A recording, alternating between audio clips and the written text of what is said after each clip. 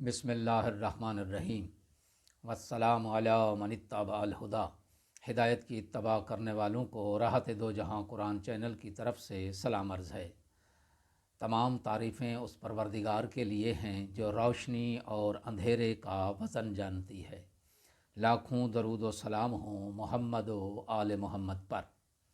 صاحبان ایمان، سامعین کرام، ہمارے آج کے سبق کا موضوع ہے سورہ بقرہ کی آیت نمبر 167۔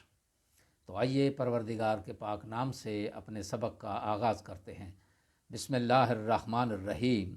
وقال الذین اتبعوا لو ان لنا قرۃ فنتبرأ منہم کما تبرؤوا منا کذالک یریہم اللہ اعمالہم حسرات علیہم وما ہم بخارجین من النار۔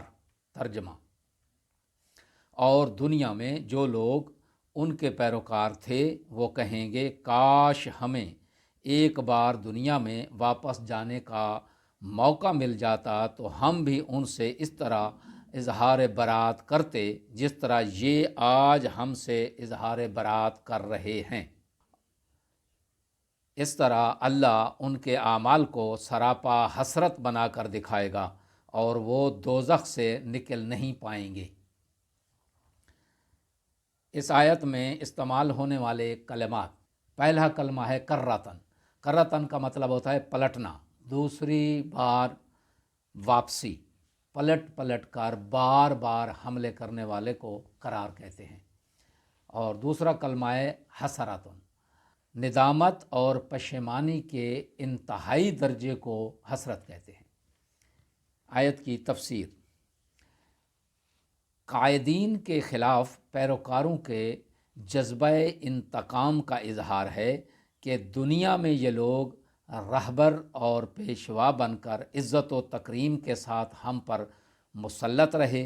کاش ہمیں ایک بار دنیا میں واپس جانے کا موقع مل جاتا تو ہم ان سے اظہار برات اور بیزاری کرتے۔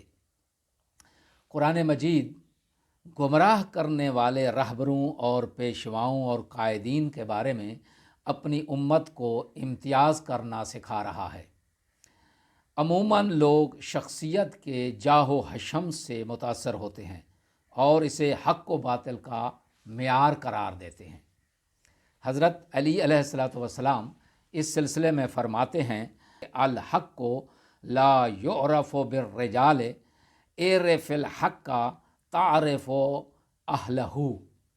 شخصیات سے حق نہیں پہچانا جاتا، حق کو پہچانو، اہل حق کو پہچان لوگے۔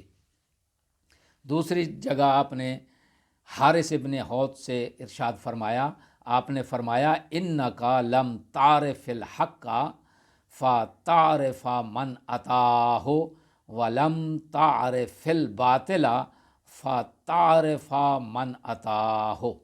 تو حق ہی کو نہیں جانتا کہ اہل حق کو پہچان سکے، اور نہ ہی باطل کو جانتا ہے کہ اہل باطل کو پہچان سکے۔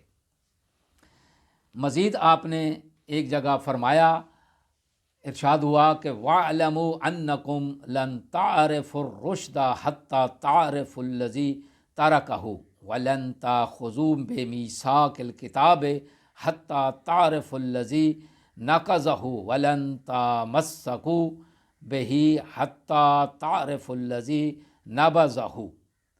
ترجمہ اس کا یہ ہے، مولا علی علیہ السلام ارشاد فرماتے ہیں، اور جان لو کہ تم ہدایت کو اس وقت تک نہیں پہچان سکو گے جب تک اس کے چھوڑنے والوں کو نہ پہچان لو، اور قرآن کے عہد و پیمان کے پابند نہ رہ سکو گے جب تک اس کے توڑنے والے کو نہ پہچان لو، اور اس سے وابستہ نہیں رہ سکو گے جب تک اسے دور پھینکنے والوں کی شناخت نہ کر لو۔